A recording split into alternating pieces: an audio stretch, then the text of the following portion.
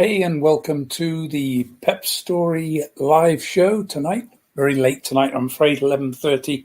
It's been one of those really busy days, so I'm in a different room with the lighting's not as good as I'd like, but we'll get on. Anyway, tonight we're going to be talking about becoming an outstanding speaker. The whole program is focused around that, but I want to really focus in tonight on why you need to think about becoming an outstanding speaker.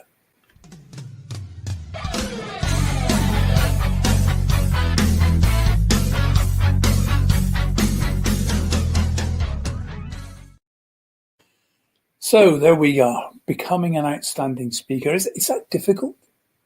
Actually, it's really not that difficult. I'm not going to say that it's really easy. I'm not going to say it's going to come without any work and without any effort. But I want to look at the challenges, because as a speaker, I get to listen to thousands of speeches. And I'm sure you have. Now, we've been talking through this week about purpose, experience, passion, performance, and story. Those are the essential elements. And yet, from what I've talked about this week already, if you can take those and start putting them into a speech, you'll start to make a huge difference. But I want to look around the background of what does it take to become an outstanding speaker, and really how you can start to work towards making yourself an outstanding speaker. And really, when I say outstanding, it's not very difficult. It's not very difficult because so few people try. All it means is that you stand out from the crowd. That's really the essence of becoming an outstanding speaker. That when I go to a conference, when I go to a meeting, when I sit at a meeting, I'm going to listen to, 5, 10, 20 talks. Which ones am I going to remember? Which ones am I going to think, oh, wow, that was good? And if you're one of those, that makes you an outstanding speaker. You stood out from the crowd. You had a message which I could take away. So I wonder, how many speeches have you heard? If you regularly go to meetings, if you're regularly attending them, it doesn't take long for that to start building up into the hundreds, maybe even the thousands. I mean, for me, I think it's probably in the tens of thousands now, 40 years of attending meetings, sometimes 30, 40 speakers in a program over 2 or 3 days. And I've attended some recently, online ones where it was the same thing, lots and lots of people, lots and lots of speakers. Now, the whole point is, how many of those can I remember? How many of those were really outstanding? And think about it for the ones that you've listened to, the speeches that you've heard. How many of the speeches that you listened to would you consider to be outstanding? How many can you still remember?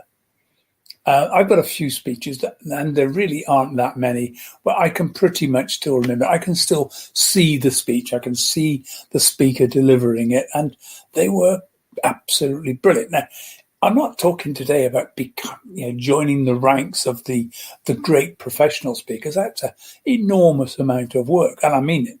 Even to get your topic to the level where you become an expert is probably 5 years of continuous work just to get there. And I'll be talking a little bit more about that later in the month. But for now, I really want to think about this. Why is it that so many speeches are, plain awful, absolutely boring? I mean, you're sitting there, within 5 minutes, you're thinking, oh God, what time's coffee break? Do I really have to be here? And you're on your phone. And it's even worse when we're now dealing with Zoom calls, because it's so easy to just quietly sit back and do your emails. Nobody knows what else is going on. They can't see you looking at the screen, but they can't see whether it's actually the Zoom call you're looking at, or whether it's actually your emails or a game or anything else other than what's going on in the meeting. It is so easy on remote speaking to just fade out, just be in the background. And I've watched it happen time and time again. So what is it that we need to do to start trying to think about becoming a speaker? I talk to people who've delivered fairly boring, not telling them, that was really, really boring. But what I get from people is things like, and this is the things I see, it's a boring topic. And it's very difficult to make a boring topic alive. Well, actually, I don't agree. I've talked on some of the most boring topics, and I can make them come alive. Lots of people can make them come alive. It's not that difficult. Bad slides. Oh my God. Well, we've all had it, haven't we? Death by PowerPoint. I'll talk about that again in a minute. Not enough time. And this is often the problem for so many people in jobs now, that you've got a speech to do, you've got a presentation to make. Oh my God, I haven't got time to prepare that.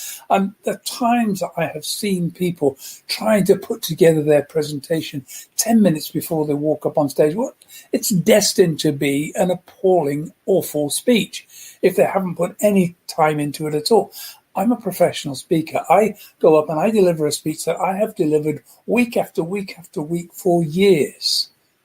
And I still put in probably a whole day before I go to a meeting, before I get ready for a presentation, to make sure that that speech is where I want it to be, that I'm right up to date, that every single slide is working, all the transitions are working. I make sure it's going to be a good speech because I actually put in the time. It's my business, I have to. So one thought we might have is sometimes I think, well, it would be probably better just to write the whole thing out and send it to everybody, save the whole meeting. And, when you think of a cost that would save. So why do we go to meetings? Why do we go to those Zoom calls? Why do we drive and travel hundreds of miles, thousands of miles sometimes, to attend a meeting, to listen to a half-hour talk?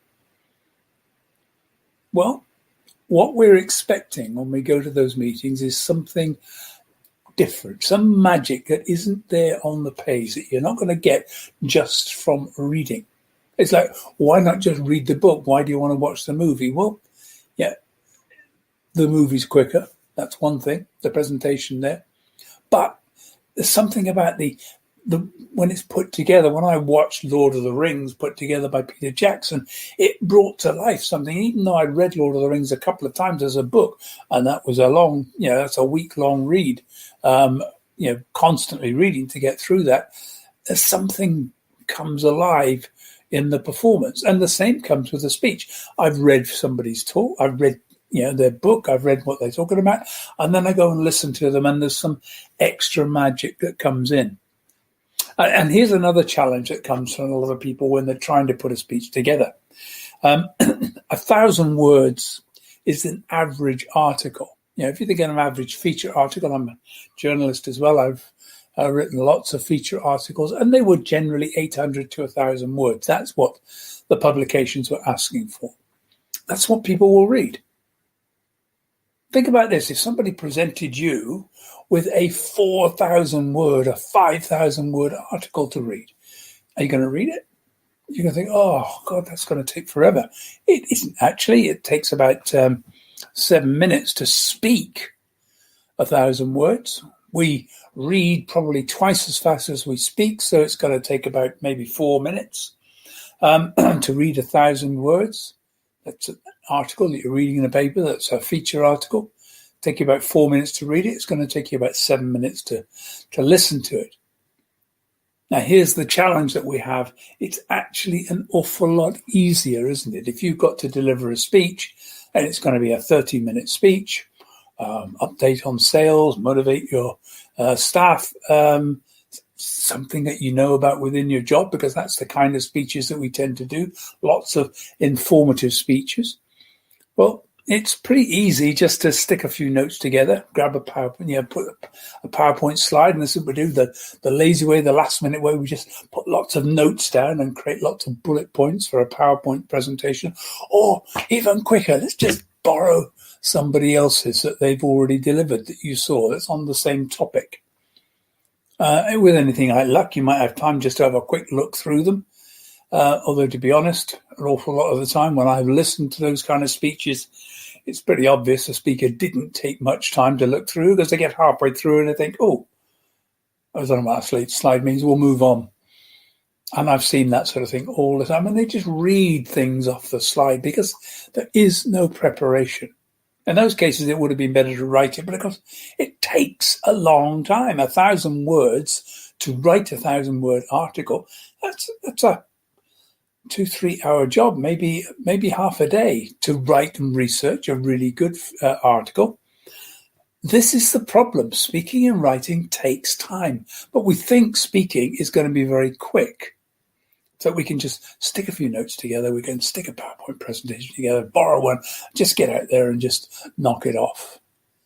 Well, it's not going to get anywhere because people aren't going to remember it. They'll probably have forgotten everything you said before you even got to the end of the speech. By the time in the coffee break, probably won't even remember your name. Probably never even bothered to remember it in the first place. That's how rough it is. This is the reality of speaking. We can't absorb too much information. We can't remember lots of information. You won't remember most of my speech, even if I deliver a phenomenal speech. You're only going to remember a few bits. Now it's up to me to try and make sure that you remember the bits I want you to remember, the most important points. And that means one message. One message. I've talked about that earlier in the week. One single message. So, most people will not invest in public speaking. It takes time, but people don't invest in it. Now, I've invested in loads. I have a lot of qualifications in public speaking. I've been on Dale Carnegie's course, Wilson Learning courses. I've done Lambda gold medal, a Lambda diploma, English Speaking Board's diploma. Huge numbers. Every time I get a chance, every day, I am doing something to learn a little bit more. I've been at 2 Zoom meetings today, talking to professional speakers, learning new tricks and tips about how to improve my speaking. And I'm 40 years into it, but it's still changing every single day. Something new is coming along. Today I'm learning about eCam, a new tool to help improve video presentation. I would say that learning to speak in public was the single most important skill that I learned. I have a lot of qualifications, a master's degree. I've got degrees in insurance. I'm a chartered insurance practitioner, Institute of Marketing, Institute of Public Relations. I have done an enormous amount of training and learning through my life. And yet the one thing I can see that all the time pushed my career forward, all the time helped me to become successful was my skill and ability as a speaker. It really is the most important investment you can make in any way in your career. No amount of knowledge is going to help unless you can learn how to present that, learn how to inspire people with it. So that's pretty much what I'm going to talk about today. I was just trying to get the understanding. If you want to become an outstanding speaker, you have to make it a focus, make it a decision that that's what you're going to do. You're going to become outstanding. You're going to invest in becoming a good speaker. The simple goals to remember all the time. This is it. I want you to remember my message. If you set that as your only goal, remember my message. Design your speech. Learn how to present in such a way that the audience will go away and they will remember your message. Above everybody else's, yours is the message that they will remember. And most important way to achieve that is actually to have a message for them to remember. And I know that sounds really trite, but more often than not, people don't have a message. They have a barrage of information. That isn't the same. Bring it down. One clear, simple message. If you want to become an outstanding speaker, learn to communicate in your speech one single message. Just hone it all down. What's the one thing? If they don't remember anything else, what is the one thing? And then you come at that with different stories and all sorts of ways. So by repeating the message in multiple ways, in various different creative ways, you help the audience to go away with what they really need to remember, what's going to make a difference.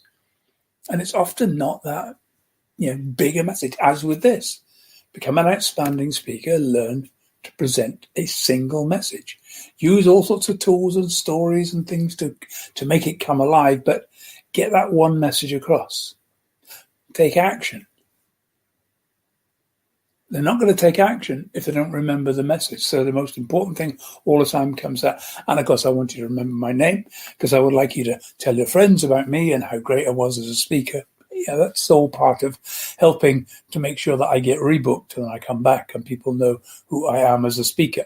And, you will probably be able to think about names. You think, who are the great speakers that you've heard? You might have heard of Zig Ziglar. You might have heard of Tony Robbins, Jim Rohn. These are all big name speakers. Nigel Risner's a UK speaker that you might have heard about. There are lots and lots of good speakers around, but they make sure you remember their name. They make sure you remember their message. They make sure you take action. That's the things you'll find about what they do. And the same thing with a good TED Talk. It's a great story. It's an idea that needs sharing, an idea that needs spreading. That's the essence of TED Talks, is that somebody goes there with one idea to share. It's 12, 18-minute speech, one idea for you to take away and do something with. So there we go. That's how to become an outstanding speaker. Really, really focus on one clear message. Invest in your speaking skills. Become a great speaker. I should be here tomorrow. I keep trying for 5 and I'm not making it at the moment. It's really busy at the moment, but there we go. I shall try that. I've been talking to a few speakers today who've agreed that they'll come on the show. So I'm going to be having a few guests later on talking about what they've done with their speaking. If you need some speaker coaching, if you've got a TEDx talk coming along, or you've got a big conference coming along and you haven't really thought about what you're going to do with that, give me a call. Drop me an email. I'm happy to spend 30 minutes with you just as an introductory meeting, just to talk about how I might be able to help you, how I might be able to help make your speech come alive, make it memorable, make it actually make a difference, make you into an outstanding speaker. So don't forget that. And it's ricky@rickyarundel.com where you'll grab me. Anyway, I hope you've enjoyed this evening. Just a little bit of a canter through why it's important to become an outstanding speaker, use all those skills. And I look forward to seeing you tomorrow, and we'll get this forward. I'm going to look a little bit more at becoming that outstanding speaker, what it takes to make you there. But for now, I'll leave it there. Take care. Have a good night.